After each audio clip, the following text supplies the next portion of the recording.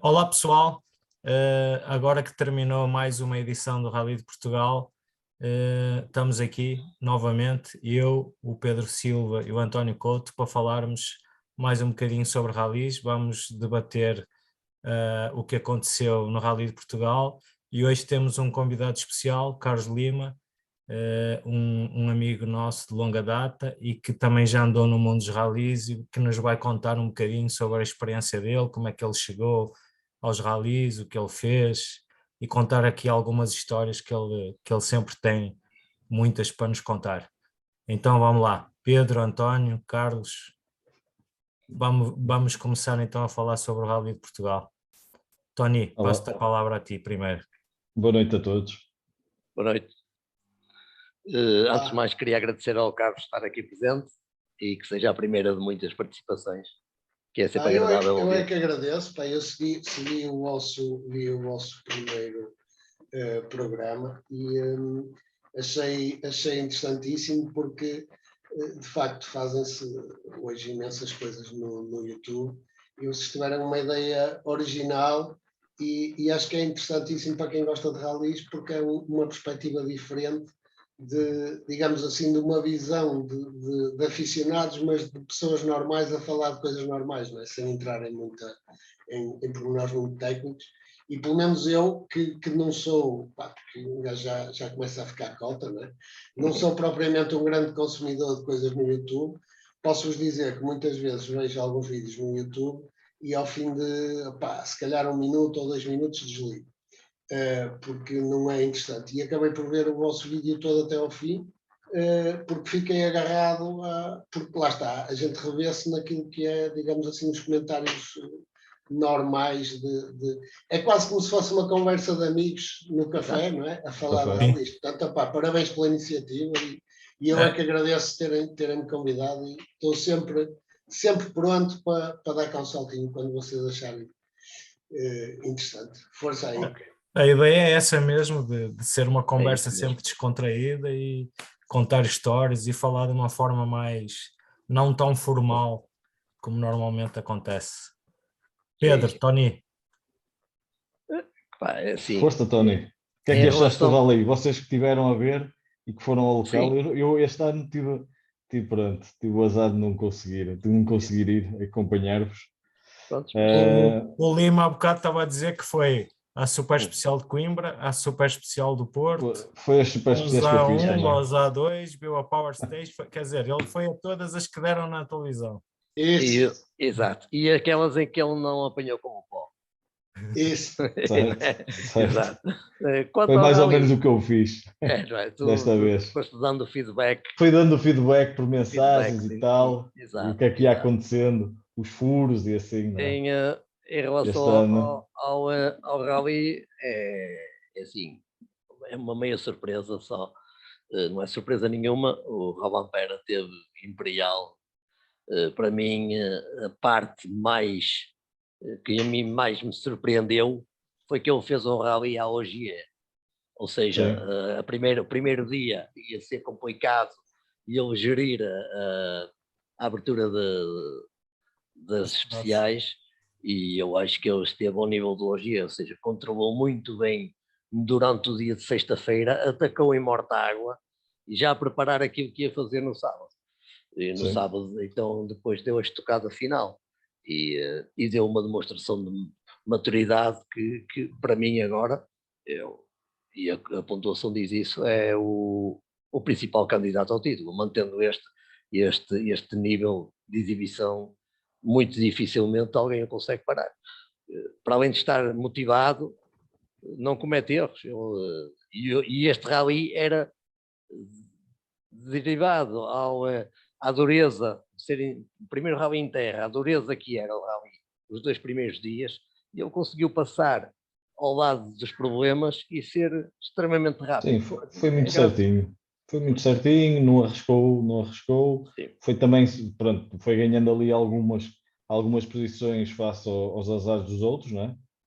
Mas sim, levou sempre ali e lá está, como tu disseste bem, atacou lá em Mortágua e depois deu estocada no sábado, na Amarante 2, não é? Que, quer dizer, foi ali, ganhou ali bastante tempo ao Evans, não é? E passou para o primeiro lugar.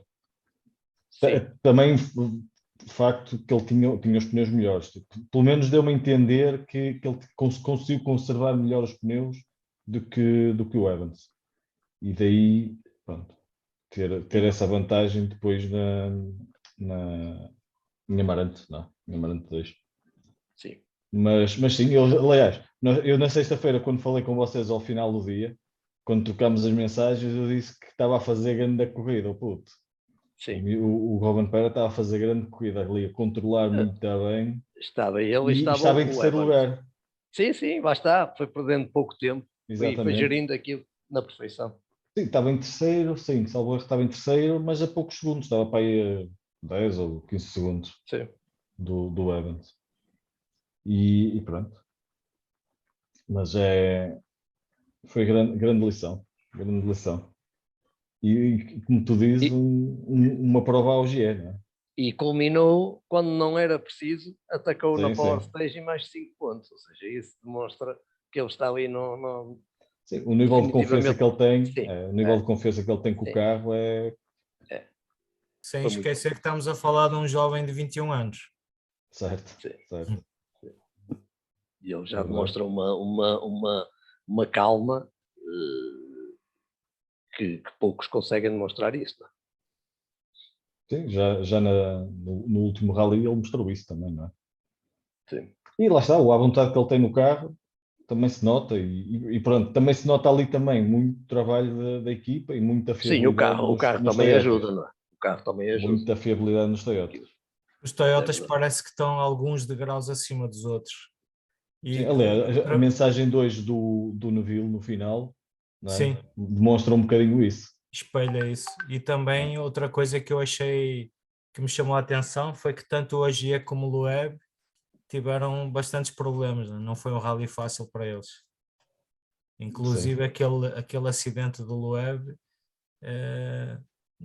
não é normal num piloto como o Loeb e com a experiência dele nós vermos aquele tipo de toque. Ele próprio admitiu isso, não é? Foi o erro mais estúpido da carreira dele. Não. Acontece aos melhores.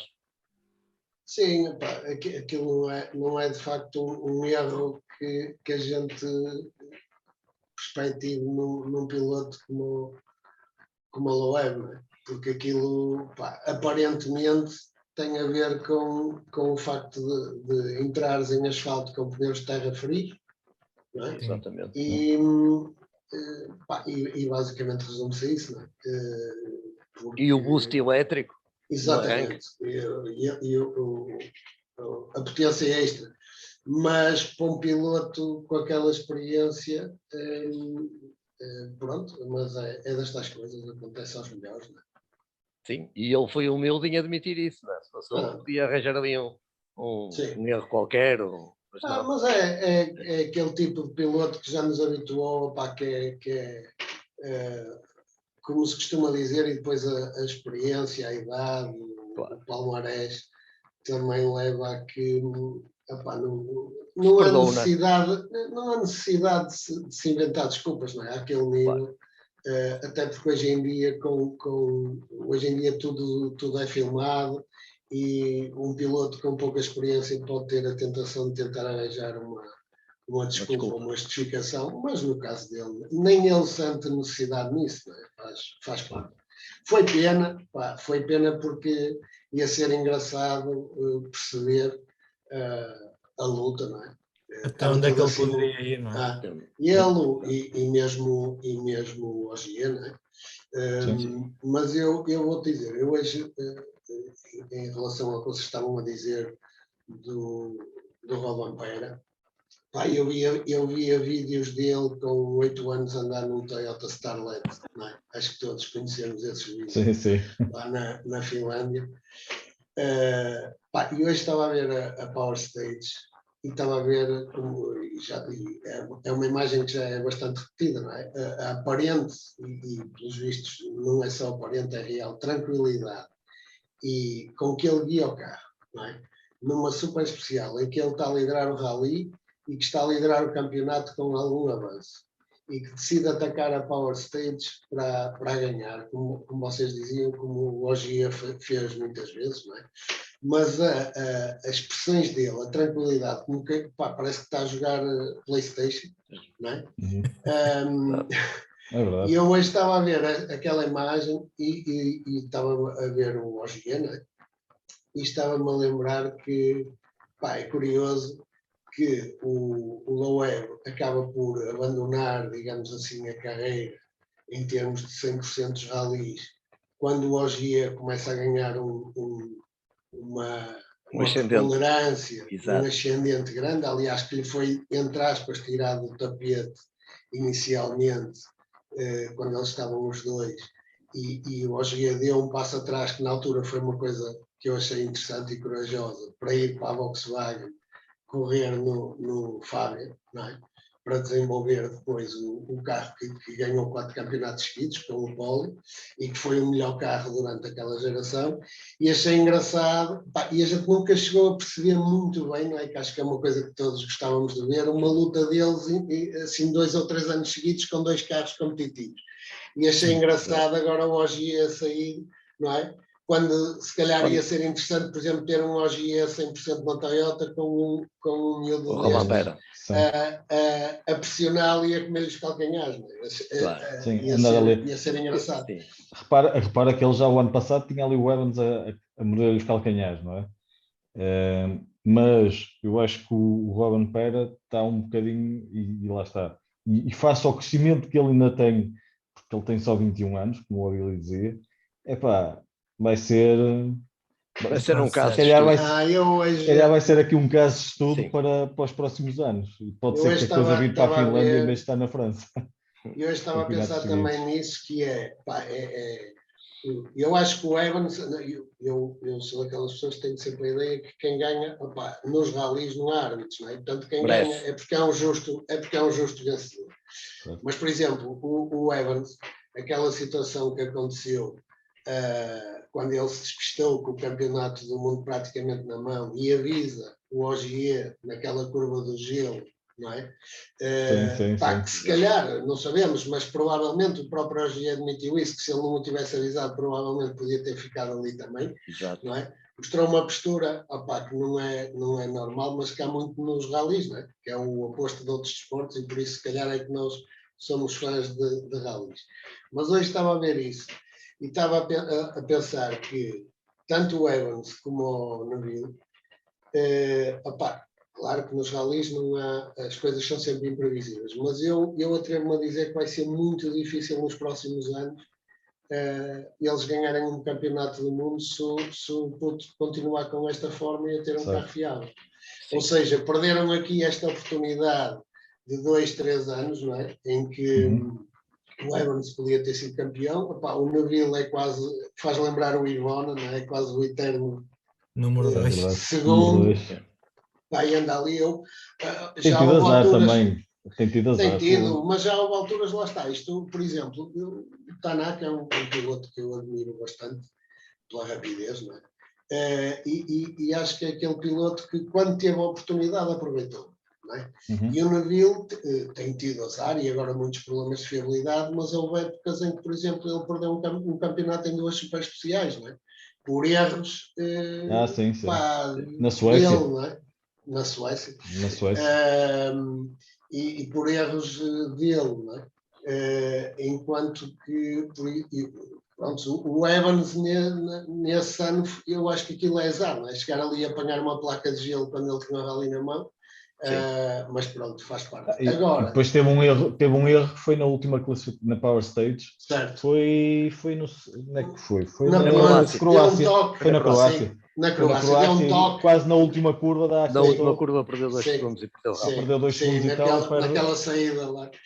Mas eu acho que, da mesma forma que nos tempos auges do Loeb e do Ogier, que tinham, por exemplo, e principalmente o Ogier quando estava na Volkswagen, não é? Que era, como se costuma dizer, ele e mais 10, que aquilo só se alguma coisa acontecesse é que ele não ganhava ali a Power Stage e o campeonato.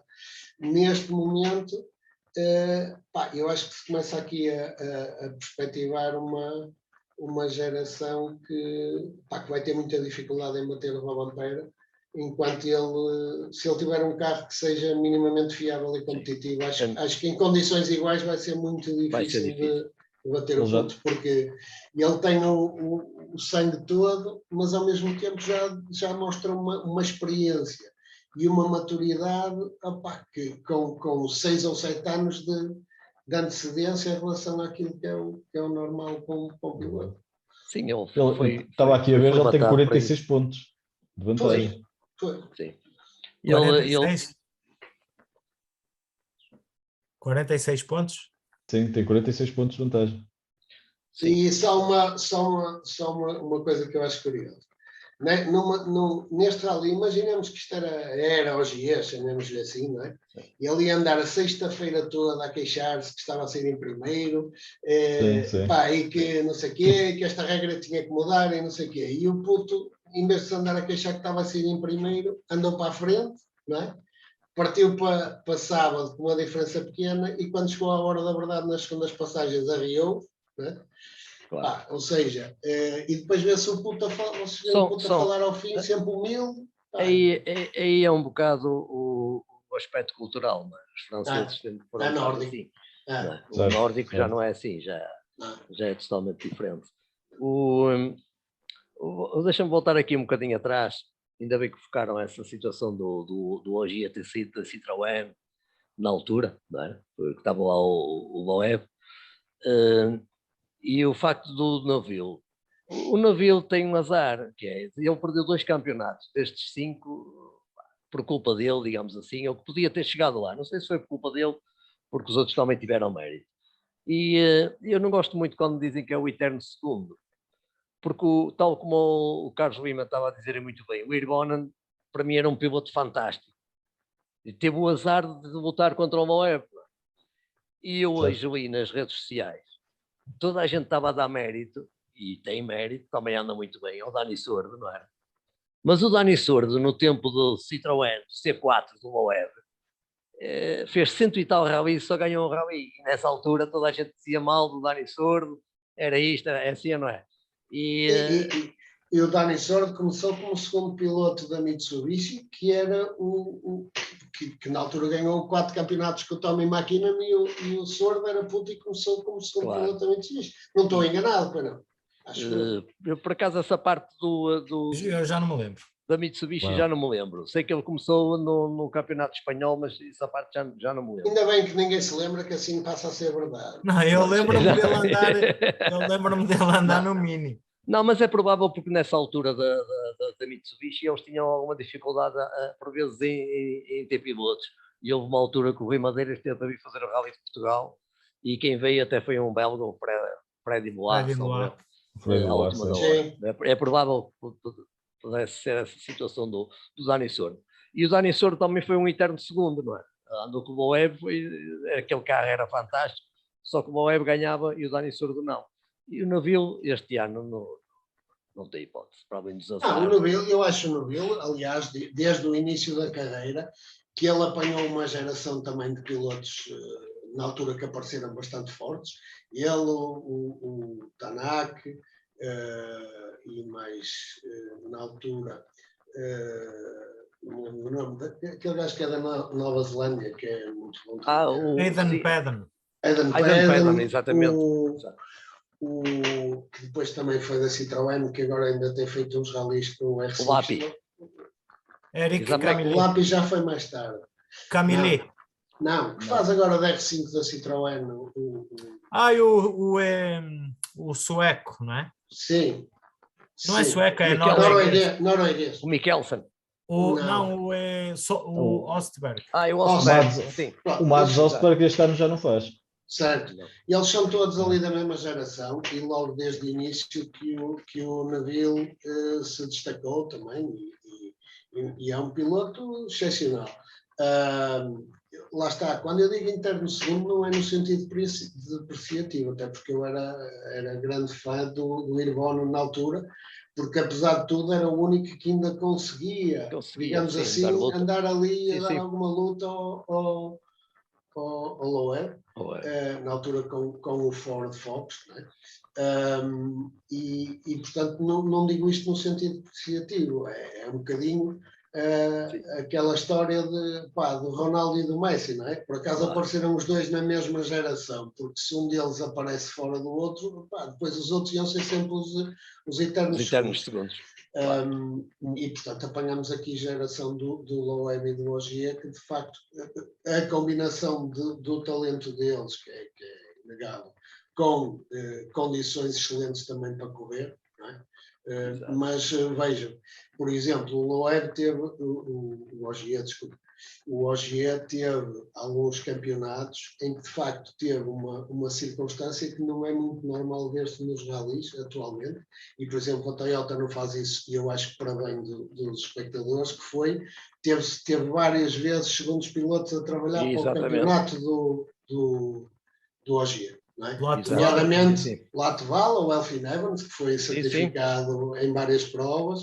O próprio Mikkelsen na Volkswagen. Mikkelsen no Tanaka, aliás, a razão da saída de primeira saída do Tanaka para a Toyota, porque na altura ainda não se perspectivava que a Toyota fosse ter o ascendente que teve em termos de carro, foi um bocadinho porque ele acreditava que podia ser campeão do mundo, e acabou por ser, não é? E sabia que se ficasse como ali atrás do Ogier, chegava a hora da verdade, e nós vimos em muitos ralis os segundos pilotos entre aspas, da equipa do Ogier a penalizarem e a atrasarem-se para ele ser campeão do mundo. O Sordo é campeão nessas coisas. Sim, estava lá, era para isso. Não? Certo. O Sordo estava aqui a ler e realmente ele começou com o Mitsubishi, sim, um Lancer Evolution 7, em 2003. Ganhou o campeonato júnior, e a primeira participação dele ficou em 18º no Rally WRC de Espanha. Na altura, o Tony Mäkinen tinha ganho 4 campeonatos seguidos com o Mitsubishi. Estou a falar isto em 2003, exatamente. Foi quando apareceram a geração WRC, mas que a Mitsubishi continuava a correr com uma homologação grupo A. Exatamente, foi o grupo A. E já agora, também dizer que o Robin Pera, já na sexta-feira, ao final do dia, estava com 13 segundos. Certo. Ok, há bocado estava a dizer que estava em terceiro, mas não, já estava em segundo. Já vim aqui também às minhas cábulas. Sim, senhor. Já estava em segunda na sexta-feira, quando termina o dia. Na nona classificativa. Olha, e o que é que vocês acharam dos pneus? O que é que acharam destes furos? E o Gus Greensmith fura para aí 3 vezes na sexta-feira. Até em Lousada furou. Incrível. Impressionante. Mesmo o próprio Ogier, não é? Que fura 2 vezes, na quinta classificativa e na sexta. O Tanaka, exatamente. O próprio furou 2 vezes. Tivemos a oportunidade de parar na zona de Góis e de falar com o Armindo, que tinha dois pneus completamente desfeitos na traseira do carro. Aliás, a traseira direita estava toda desfeita porque o pneu simplesmente explodiu. Pois. E ele estava visivelmente agastado com isso. E ele também, para mim, adiantando já, para além do Robin Pera, para mim é o piloto do rally. Temos que dar valor àquilo que é nosso. Ele faz um rally fantástico, consegue recuperar a primeira posição ao Teodósio em Amarante, ganha, não sei o tempo, mas sei que ele passa para a frente. Mas o Teodósio queixa-se que ficou atrás de um... Sim, de um atrasado, exato. Sim. Pronto, mas, de um gajo que furou o pneu e depois sim, que deu mais metade da prova, que teve. Mas depois o Armindo dá uma demonstração de pilotagem ao fazer o terceiro lugar à geral na Super Especial do Porto. Não é? Quarto, penso que foi quarto. Mas foi terceiro. Primeiro Graizin e ele ficou em terceiro. E portanto não é normal ver-se isso e é uma especial que era nova para todos. Não se pode dizer que ele ali que fosse beneficiado pelo conhecimento, porque aquela especial não era nova, já foi feita o ano passado, mas os meus parabéns para o Armindo, porque teve muito bem aqui. é verdade. Então, Foi uma luta interessante. mais alguma coisa para falar sobre o Rally de Portugal ou vamos passar para o segundo assunto? Podes falar da experiência que vocês tiveram? Comeram muito pó ou não? Assim, da organização. Sim, Na sexta-feira foi difícil, no sábado Foi difícil. foi tranquilo. sim, este rally até nisso foi um rally muito duro, muito pó, e ninguém estava à espera da chuva no sábado e no domingo. E isso veio baralhar um bocado ali as contas ao pessoal. E assentou o pó. Exato. Sim, hoje em Faf aquilo foi... Sim, Faf hoje não choveu. Um acidente ainda mais, agora está-me a lembrar, ainda mais estúpido, entre aspas, do que o Loeb, é o acidente do Temo Sonina noite. Sim, é verdade. Foi... Quando está e olha, perde o primeiro lugar, perde a vitória. Exatamente, perde com a vitória 54 segundos, com 54 segundos à frente do BRC, é um erro inadmissível para um piloto que está a tentar aspirar novamente, a entrar novamente na elite dos Rally 1, fazer um erro daqueles, e poderia ser um erro dele que podia ser trágico para nós. Sim, falaram nisso, mas... Ia correndo mal. Mas eu acho que é sempre de ressalvar, opa, e nos últimos anos eu acho que se notou uma evolução em termos de postura das pessoas que andam a acompanhar a rally, dos aficionados, e acho que Portugal tem dado um excelente exemplo, porque há muitos anos havia de facto uma falta, digamos assim, de consciência do perigo e do que pode implicar um mau comportamento do público.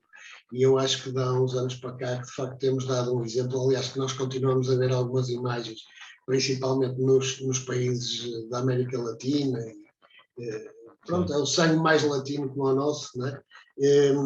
E acho que a esse nível as pessoas de facto evoluíram muito em termos de civismo. E só assim é que é possível que o rally continue a vir cá e que as pessoas continuem a poder desfrutar. Isso eu acho que é também sempre de assinalar que, de facto, acho que o público está todo de parabéns, porque eu este ano acompanhei o rally na televisão e, de facto, não se vê uma pessoa fora do sítio, vê-se os jornalistas, vê-se os fotógrafos, mas que estão credenciados para isso e que é o trabalho deles, e que faz parte.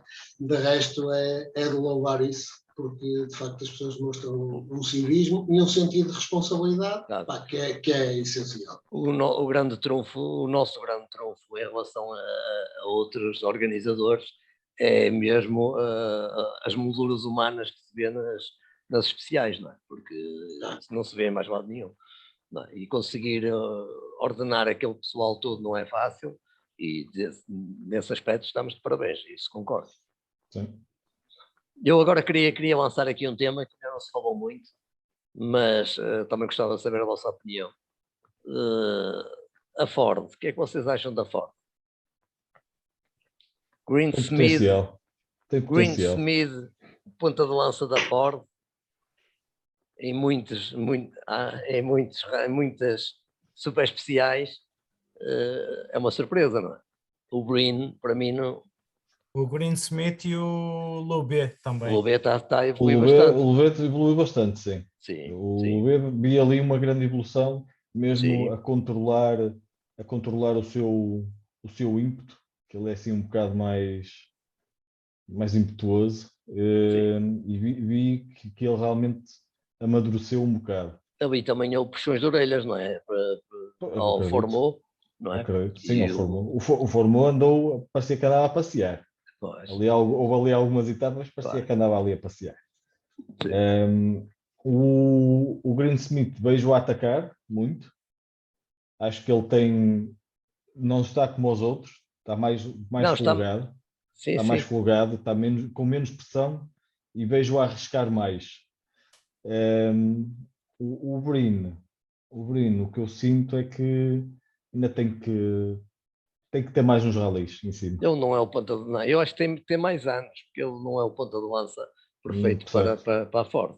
para desenvolver aquele carro. A sensação que dá, claro que isto vale que vale, mas quando nós estamos atentos ao comportamento dos carros, não é? E quem tem mais, digamos assim, gosto por esta área tem sempre a tendência por observar essas coisas. A sensação que dá é que de facto falta um piloto de ponta à Ford. Se vocês repararem, o pisar do carro, por exemplo, nos saltos, a forma como o carro sai das curvas em termos de tração, a sensação que fica aparentemente é que o carro está a um nível de performance acima, por exemplo, dos Hyundais. Se vocês repararem nos saltos, o carro... Hoje em FAF notei isso. Sim.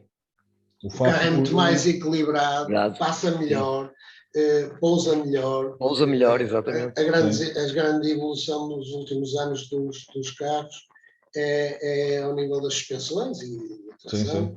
Olha, aliás, o salto do Fórmula hoje... O Abílio está-se a exibir. E a sensação com que eu fico é que estavas-te a exibir, Abílio. Deu um problema aqui técnico, já está resolvido. A sensação que eu tenho neste momento é que, por exemplo, um Tanaka ou um Neville neste momento, se estivesse na Ford, provavelmente iam estar a dar mais luta aos Toyotas do que estão a dar com o Hyundai. Aliás, isto supostamente é a confirmação daquilo que foi o investimento da M-Sport, que dedicou praticamente de um ano, não é? De ser competitiva durante um ano para preparar o carro. E a história diz-nos que a M-Sport, normalmente, quando os regulamentos mudam, desenvolve sempre muito bem os carros. Depois falta-lhes dinheiro para continuar, não é? O desenvolvimento. E a sensação que eu tenho é que, de facto, falta ali um piloto, digamos assim, do top 5 em termos de pilotos, não é? E é pena porque eu acho que ia ser interessante perceber isso. Aliás, quer dizer, quando eu digo falta, porque aconteceu o que aconteceu ao Loeb, não é? Porque o que é certo é que, claro que o Loeb também tinha a vantagem da posição de estrada na sexta-feira, não é? Só tinha o Brino à frente. Exatamente, só tinha o Brino à frente e, portanto, depois que o Loeb estava a partir de quarto. Exatamente. Ele partiu de quarto. Exatamente, pois, desculpa, o Ogier que tinha a vantagem de estar a partir cá atrás. Era isso que eu queria dizer. Troquei-me aqui o raciocínio, isto é de mim, o gajo exagera no vinho e depois já... mas o Loeb demonstrou que o carro que é sim, que é fiável e tem potencial. É só voltar ao resultado do Monte Carlo, que foi a primeira prova. Isso. Sim, mas falta-lhe ali um piloto de antologia, não é? Para a coisa de virar, para dar aquela virada. Eu acho que sim. Eu acho que neste momento, pelo menos aparentemente, isto é mais uma vez é habitats, não é? Porque a gente não está lá, mas aparentemente do que a gente vê, o Ford neste momento é um carro pelo menos mais fiável, aparentemente mais competitivo, mas pelo menos mais fiável que os Hyundai. Agora, a Hyundai tem dois dos melhores pilotos da atualidade, não é? Que é o Neville e o Tanaka. Era aí que eu ia chegar. Se dessem a oportunidade ao Tanaka e ao Neville trocarem de carro, eu acredito que eles pegassem no Ford sem problema nenhum. Sim, nunca se sabe, não é? O próximo ano. Eu não sei se eles... Até quando é que... O Neville não me acredito que saia. Apesar de ele já ter estado na Ford. Mas não me acredito que saia. O Tanaka também já esteve, não é? Certo, mas vejo mais o Tanaka sair do que o Neville. Da Hyundai. E vejo o Tanaka muito pouco... motivado. Para continuar ali. Eu acho que o carro, para mim, lá está, e acho que já tivemos até esta conversa, Couto, que é o carro está desenvolvido muito para o estilo de condução do Neville. Para o Neville, sim. Que não é o estilo de condução do Tanaka. Não, nem de perto nem de longe. Nem de perto nem de longe. E então, pronto, ele acaba depois por forçar um bocado e pronto. O grande erro da carreira do Tanaka foi ter abandonado a Toyota no auge. Sim. Porque nós ainda há pouco estávamos a falar do Rovanperä, que vai ser difícil. É difícil se ele se mantiver na Toyota, não é? Se ele saísse de lá, por exemplo, para ir para outro, era outro Tanaka, poderia ser outro Tanaka. Certo. Porque Sim, mas o está Tanaka, lá o Latvala, não o deixa sair, não é? sim. O Tanaka tem um potencial incrível.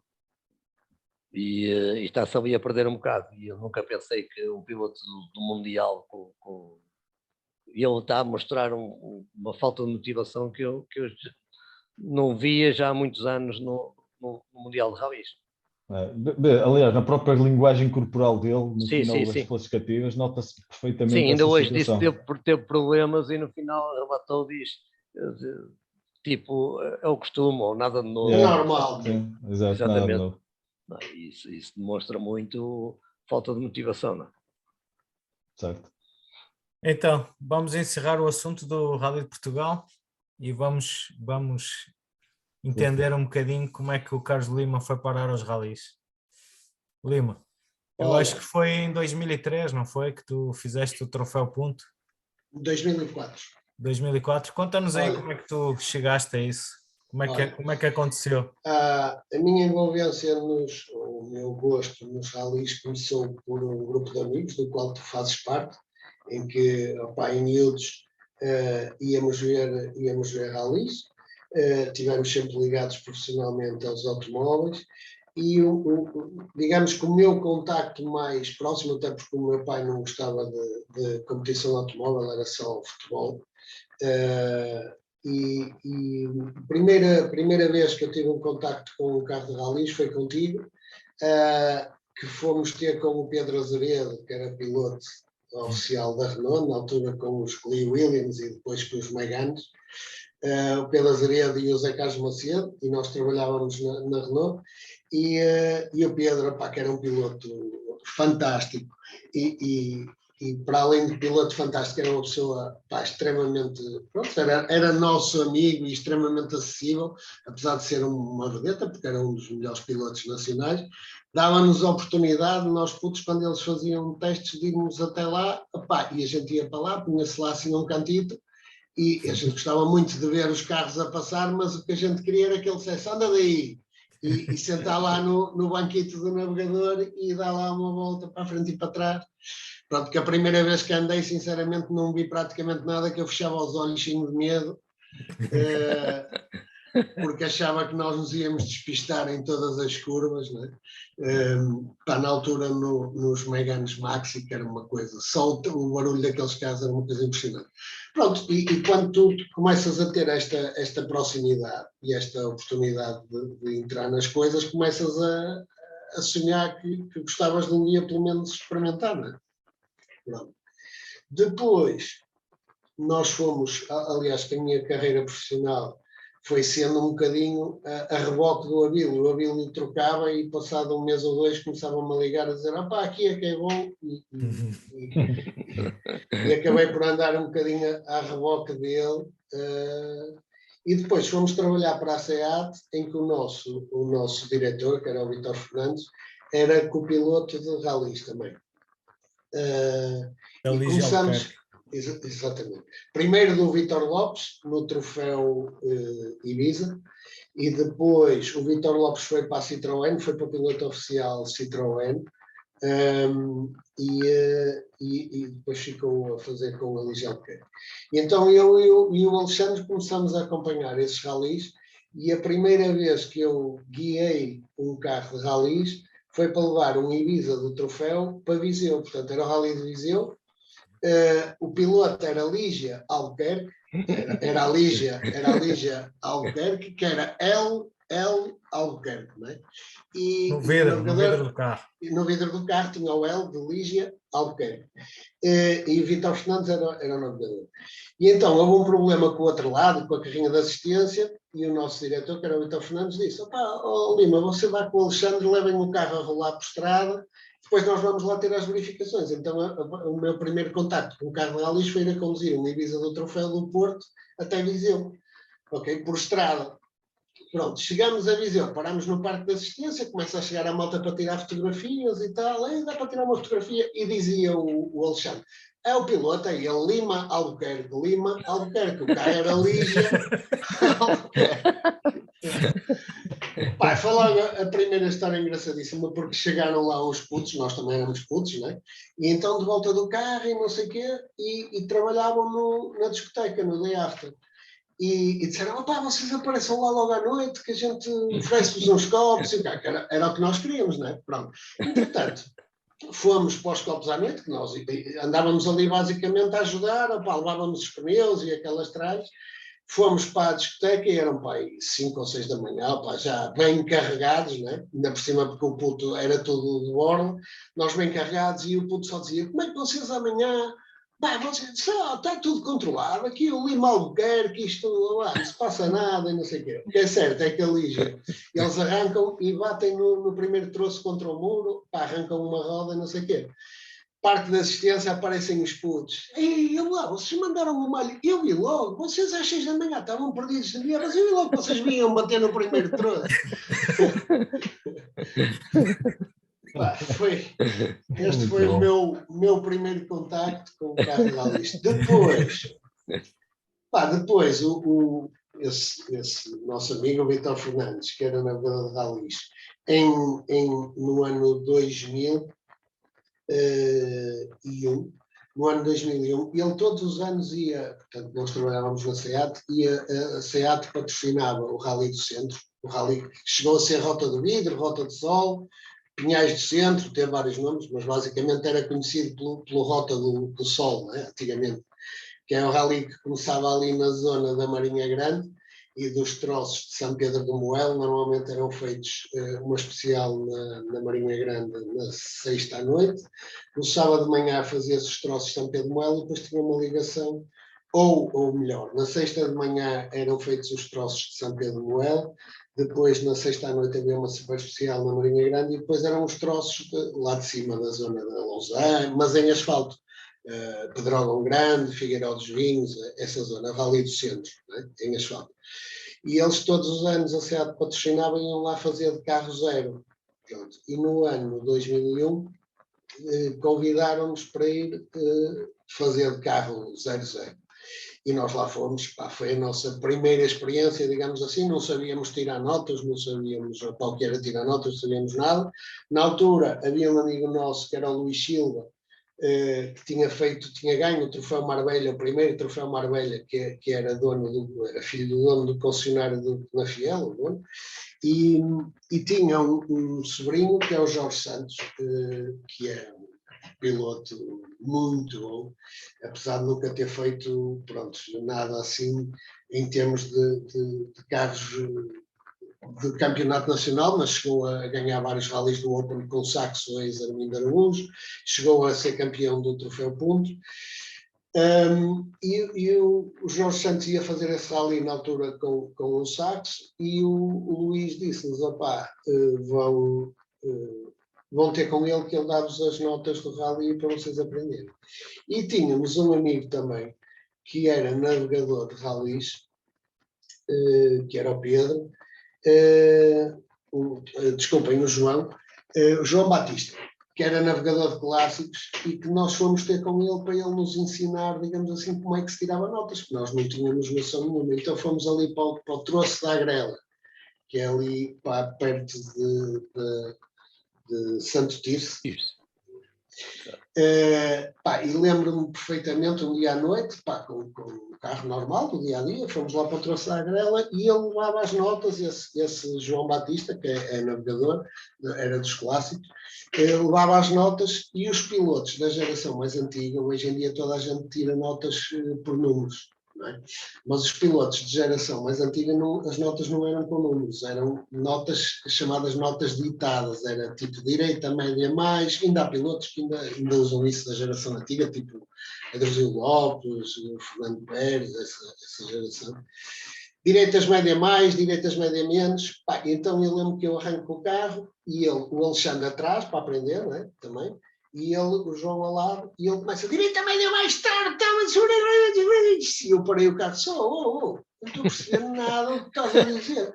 E ele olhava para mim e era assim, como é que não estás a perceber? Só, fala do H que eu não ouço nada. anda lá outra vez, vamos para o início. Como é que tu não percebes? Como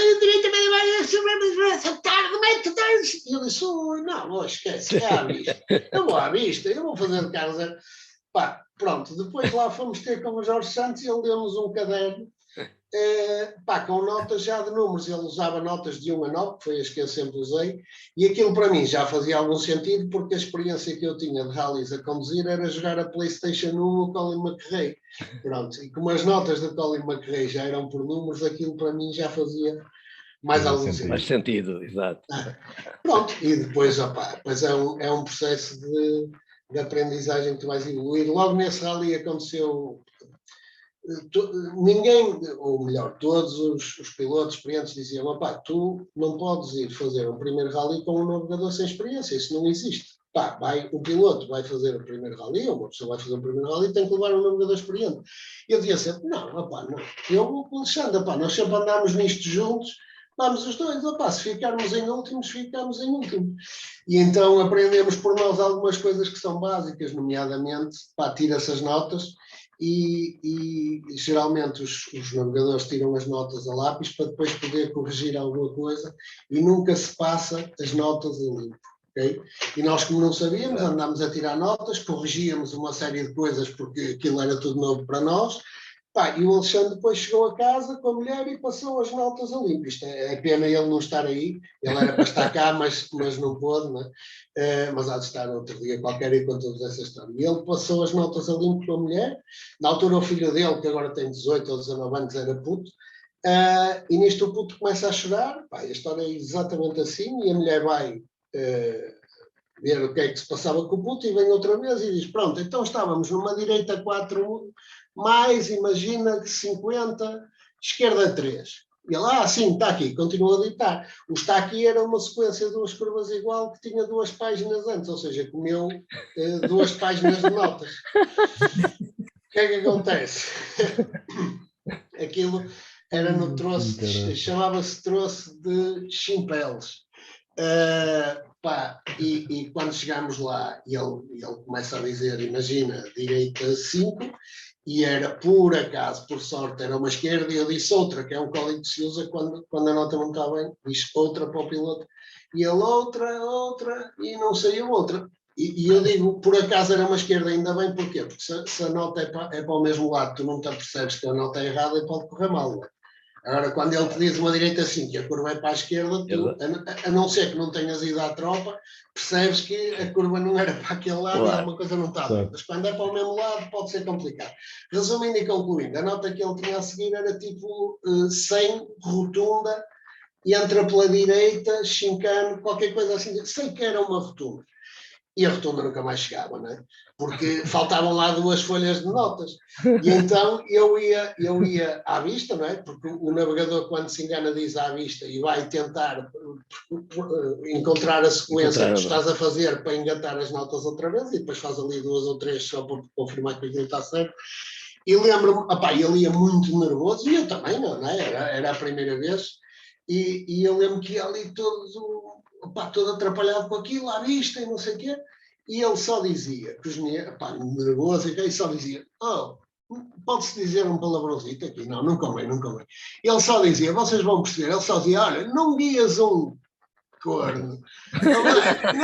Eu já estou na rotunda há meia hora, tu nunca mais lá chegas, tu guias pior que a minha avó, tu nunca mais chegas à rotunda, e eu lá, cala-te, eu sei, cala-te. E eu ali todo atrapalhado, e ele, com os nervos, não é? Só dizia, tu não guias merda nenhuma, eu já estou na rotunda há 10 minutos, nunca mais lá chega, a minha avó guia melhor que tu. Então. Foi tipo o nosso primeiro rally, quase que nos pegávamos à porrada ao fim. Foi um batismo. E, histórias dessas temos muitas, mas porque depois isto ainda foi a fazermos de carro zero. Portanto, aquilo basicamente a nossa missão era de segurança, só que a gente ia lá e depois ia comparar os tempos que fazia, não sei o quê, com pneus normais do dia a dia, que os pneus ao fim de 4 ou 5 km começavam a aquecer, a gente andava a fazer drifts, que era uma malqueira. É pena naquela altura não haver, como agora que se filma tudo com telemóveis e não sei o quê, senão eu era capaz de terem uns vídeos engraçados.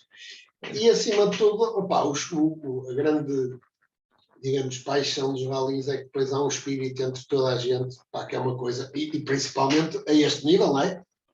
Que éramos super amadores, não é? Isto foi, digamos assim, não passou de uma brincadeira para realizar, digamos assim, um sonho de 2 putos e ter uma experiência, mas que tínhamos noção que não tínhamos condições nem capacidade, nem eu nunca poderia ser um piloto na vida, que não tinha capacidades para isso, e muito menos dinheiro e condições, não é? Eu ia falar disso, Lima, em termos monetários, custa um bocado, não? Não, custa muito, mas o que eu vou dizer é um clichê, porque repete-se geração após geração, não é? Porque vocês sempre que ouvem alguém a falar de competição, dizem sempre, opá, porque isto há 20 anos ainda se fazia umas coisas baratas, pá, agora é impossível. Exato. Pronto, e os gajos que correram 20 anos antes de mim diziam a mesma coisa em relação à minha geração, não é? Porque 20 anos antes de mim o pessoal ia com o carro quase do dia a dia. Houve pilotos portugueses que foram fazer o Rally de Monte Carlo e que foram daqui no carro que iam correr a rolar. Não é? Isto é real. E, portanto, no meu tempo isto já era impensável e já os carros custavam uma fortuna. Um carro do troféu, na altura, já custava 40 mil euros, não é? 35 mil euros.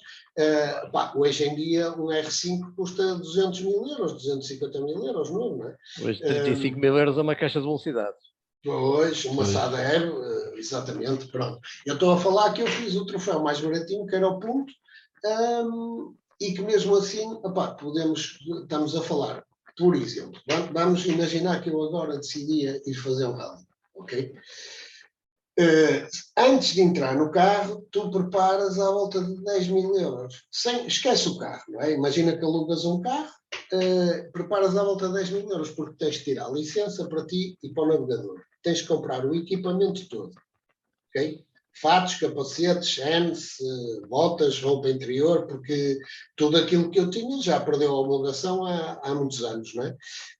Depois, vais fazer um rally num fim de semana destes, em que o tempo está assim e, portanto, tens que levar 8 pneus de molês, os talis não há slicks, né?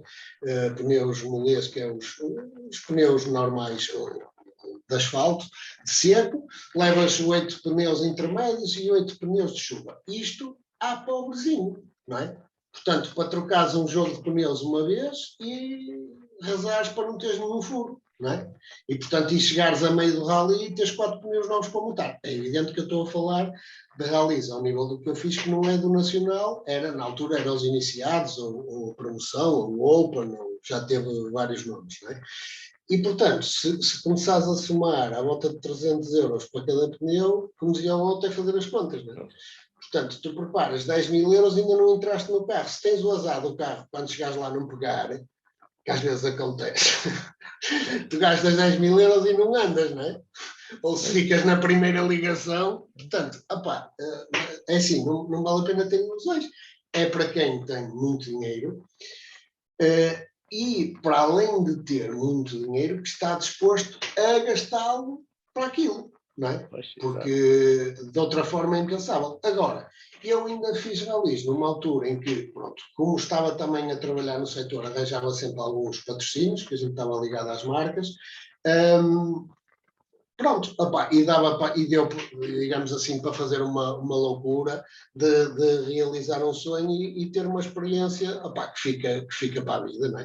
E ainda tive lá algumas coisitas que ficaram na memória nesse rally do centro, quando eu já estava a fazer o troféu. Portanto, eu, entretanto, há bocado contei-vos a primeira vez que nós lá fomos, depois isto foi em abril, fomos fazer de carro 00 dos iniciados, depois em setembro fomos fazer de carro 00 do nacional, e depois no ano a seguir fomos fazer outra vez de carro 0 em 2002 dos iniciados e do nacional, e portanto acabamos por fazer o rally, entre aspas, 4 vezes.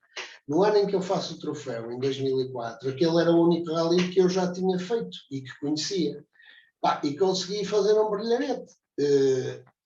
estava a chover muito nesse dia, pá, e na altura estavam alguns pilotos, digamos assim, a fazer o troféu, que tinham, pá, que eram rápidos. Vocês que acompanham os rallies devem se lembrar do Paulo Antunes, por exemplo, que sempre foi um gajo muito rápido, Fulgêncio, que em asfalto principalmente era muito forte, o Carlos Cruz, pá, que foi também... E é tudo malta que eu tenho amigos e que mando daqui um abraço se eles virem isto. Uma coisa curiosa que agora até foi em 2004 rebenta o escândalo da Casa Pia em Portugal. Não é que isto tenha piada nenhuma, porque não é uma coisa que foi muito complicada, mas tem aqui um lado engraçado na parte dos ralis, porque juntamente connosco fazia o troféu ponto o Carlos Cruz, e o navegador dele era o Billy. Se vocês forem aí consultar aos registros, há um de vocês os dois que é o que vai às informações, não é? Online. Quem é? O Pedro É o Silva. Pedro. Pedro, consulta aí nos teus registros. Era o Carlos Cruz, que foi um rapaz que correu muitos anos também e era muito rápido. O navegador dele era o Biri, que também chegou a correr como piloto, mas que nesse ano estava o navegador do Carlos Cruz no troféu que nós fazíamos, no troféu ponto. Pá, e era giro porque a gente... Giro, não tinha piada nenhuma, mas a maluqueira, eles chegavam à assistência e eu dizia sempre, vá, toca a entrar para a carrinha de assistência, se vai entrar para a carrinha celular, que agora está na hora de vocês irem outra vez para Custóias, porque o piloto era o Carlos Cruz e o copiloto era o Bibi, em pleno escândalo, Casa Pia, não é? Pronto, mas estava eu a dizer, nós chegámos lá ao Pinhais do Centro, estava a chover, eu nunca tinha andado com pneus de chuva, e o Jorge Santos disse-me assim, olha, é igual a seco, com estes pneus andas igual a seco. Pá, e era um rally que nós conhecíamos porque tínhamos feito 4 vezes com o carro zero. Pá, e andámos nos primeiros 2. Nós chegámos ao Parque de Assistência, estávamos em segundo do troféu, estava o Carlos Cruz à frente, nós em segundo, e alguém em terceiro, se não estou em erro, o João Branco em terceiro, que andava muito bem também. O piloto dele era o Vitor Hugo, que é agora o piloto do... faz o nacional num Skoda, num R5, não me lembro do nome do piloto dele. Mas nós estávamos em segundo no Parque de Assistência e para de chover. E por isso é que a gente quando tem estas experiências, depois quando está a ver os pilotos a falar de pneus e não sei o que, tem uma sensibilidade um bocadinho diferente para perceber as coisas. E nós, lá está, como não tínhamos dinheiro, não é? Nós levámos pneus de chuva 4 e 8 pneus de secos e não tínhamos pneus intermédios, ok? E para de chover, mas estava tudo úmido e nós tínhamos que arrancar para a tarde e tínhamos que decidir ou continuávamos com os pneus de chuva ou montávamos pneus de seco. E também não tínhamos aqueles engenheiros todos e meteorologistas para nos dizer se ia chover lá em cima ou não, é? Era tipo... Exato. Vai chover, vamos acreditar que vai chover. Que era o que nos dava mais jeito, não é? Claro. Tipo, não, vai chover, não, isto vai chover. E então arrancámos com os pneus de chuva da manhã, que já estavam a meio pau. Gastos. Exatamente. E depois, nos primeiros 2 troços, passamos para terceiro, portanto, o Paulo Antunes passa para segundo, nós em terceiro, e entramos para o último troço, que eram 7 ou 8 quilómetros, troço de derriadas, chamava-se troço de derriadas. E tínhamos o Fulgêncio atrás de nós, tipo, 5 ou 6 segundos. E eu lembro-me, nós estávamos a entrar para o troço e eu disse assim para o Alexandre, como é que é? E ele diz assim, se um gajo se encolhe agora, vai-nos encolher toda a vida. Eu disse, vamos embora, olha, é tudo ou nada, vamos embora. Com os pneus já...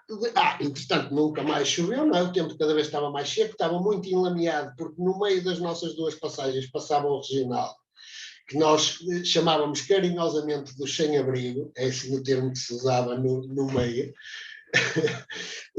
Passava ao regional, na altura com carros de tração às 4 e não sei o quê, aquilo estava tudo enlameado. O rally de asfalto. E nós arrancámos para o último troço, pronto, Colin McRae, não é? Como a gente dizia, é tudo ou nada, vamos embora. E eu lembro perfeitamente, foi o malho maior que eu dei, parti o carro todo, e eu sei porque é que bati. Eu a 2 km do fim, vinha andar muito bem, sei a posteriori que nós vinhamos a dar 11 segundos ao Paulo Antunes, que vinha a ganhar o troço. Portanto, eu vinha a ganhar o troço de 8 km e tal, o troço tinha 10 ou 11 km, e eu a 2 km do fim vinha a ganhar 11 segundos ao Paulo Antunes. E quem me disse foi a Isabel Branco, que era navegadora,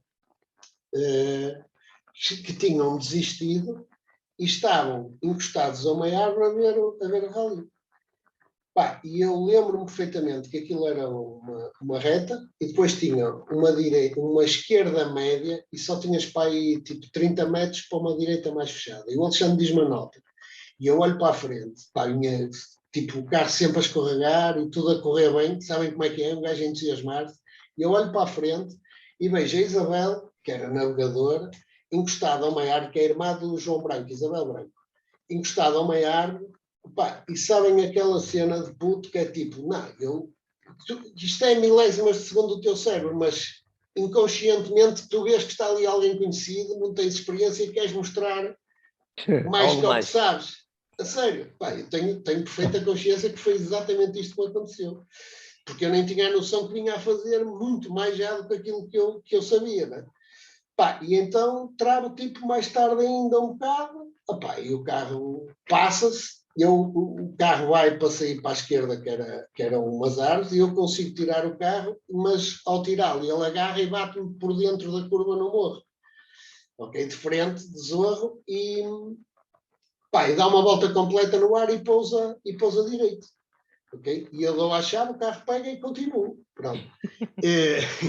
E mesmo assim fico em quarto. Um pormenor.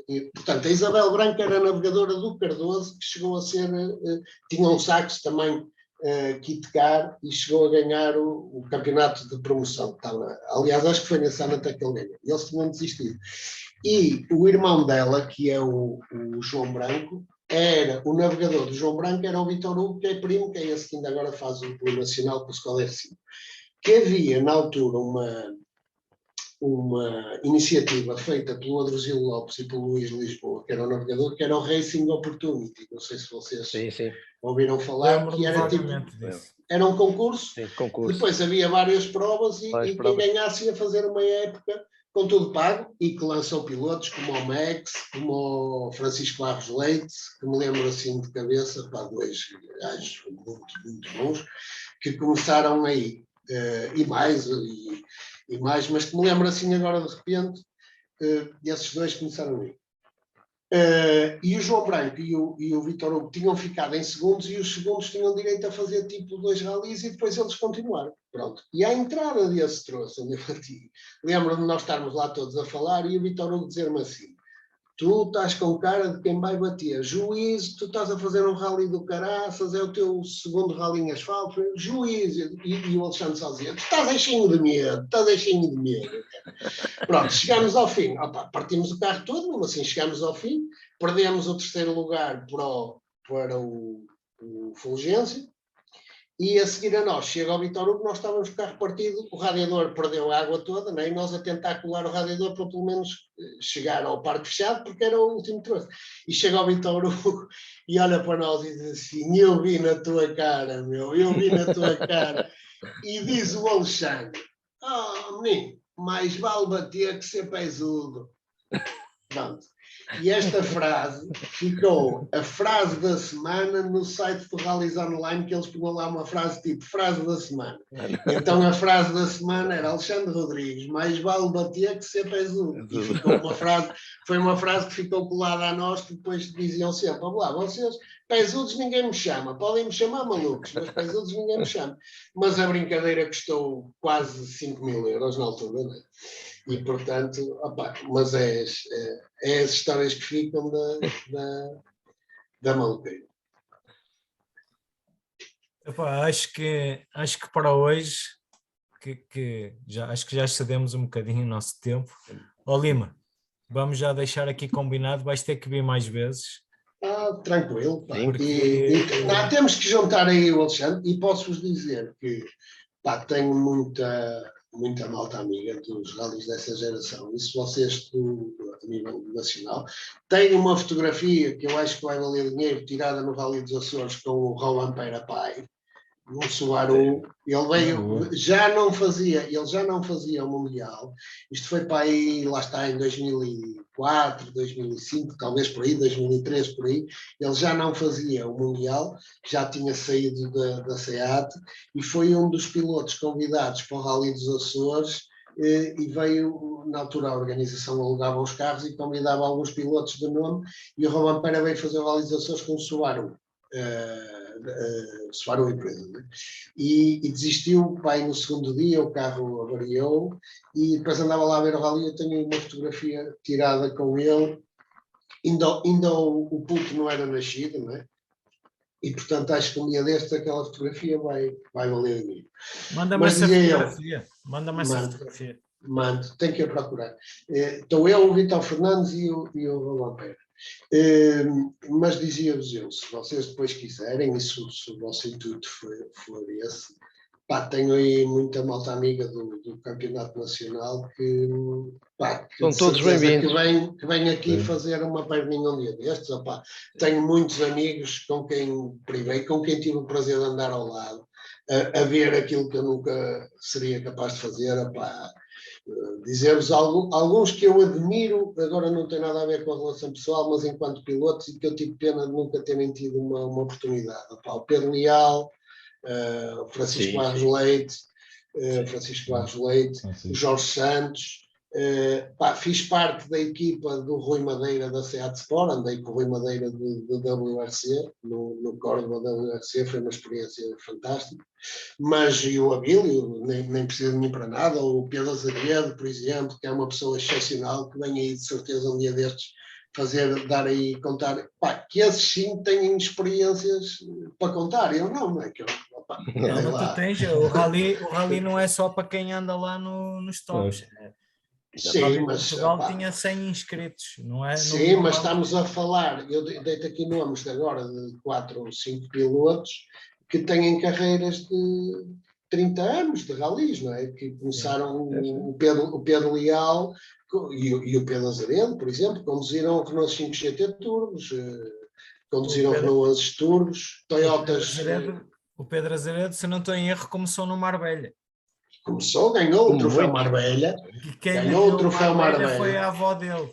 Certo. O Pedro ganha o troféu Marbella, mas depois o primeiro carro a série de rally deles é um Renault 5 GT Turbo. Okay? O Pedro Leal chegou a fazer rallies de Renault 11 Turbo, de Toyota Celica, como é que se chamava os Toyotas? Twin Cam. Coisas desse género. Os Corollas, os GT86. Twin Cam. É sim. 86. Isso, Santinho. E portanto, que são pessoas que muito mais interessantes para vir aqui, porque têm uma experiência e são pilotos, não é? São pessoas que nos podem contar coisas. Não, vamos contar contigo, certamente. Sim, tranquilo. Agora, eu venho com todo o gosto, porque para falar de rallies é sempre um prazer. Agora, hoje, isto olha, é como a história de quando a gente faz o primeiro rally. Eu hoje estiquei-me a falar muito, mas isto é por ser a primeira vez, estão a ver? Nós convidámos-te foi para isso. Claro, exatamente. A ideia era tu contares aí algumas histórias das tuas aventuras. Mas então, temos muitas e foram, lá está, foram... acima de tudo, para nós era estar a viver um sonho, não é?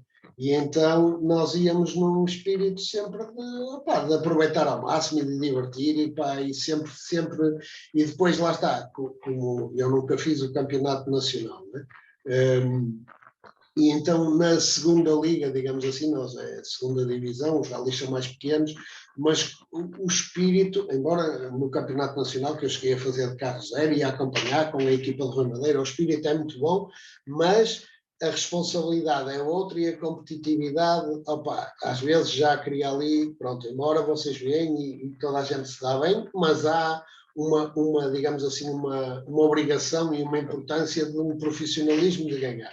Ao nosso nível não, aquilo é tudo malta que anda lá por carolice e para se divertir, e então a coisa ainda fica mais leve e há muito aquele espírito de pregar partidas uns aos outros. É um pouco como o objetivo deste podcast, que é os especialistas têm os seus canais e nós estamos a saber dessas histórias.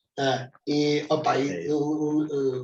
que eu digo, numa próxima conversa até com o Alexandre aí, e o Alexandre que começou nesse espírito comigo, mas que continua a fazer carreira nos ralis, que ele nunca mais parou e continua a ser navegador. E já agora, aproveitando aí a deixa que tu estás a falar, o Alexandre que nós estamos a falar é o Alexandre Rodrigues, que tem navegado ultimamente um piloto que se chama Pedro Silva, aqui como o nosso amigo, e que tem andado num 911 GT3 fazer as provas de asfalto. E recentemente fez também o Rally de Santo Tirso com outro piloto. Ele foi convidado para estar aqui hoje, só não está presente porque não foi possível, viajou, mas numa próxima oportunidade ele também vai participar aqui connosco. Pedro, Tony. Olha, parabéns pela iniciativa mais uma vez, e 5 estrelas, força aí. Obrigado, Leão. Vou deixar aqui mais uma vez e certamente vamos te incomodar mais vezes. Deixar aqui a pontuação do campeonato, só para terminar. Está aí na minha imagem de fundo. E pronto, e obrigado a todos. E obrigado ao Carlos. Foi excelente, Carlos. Obrigado. Obrigado, Carlos. Serás sempre bem-vindo. Obrigado. Um abraço.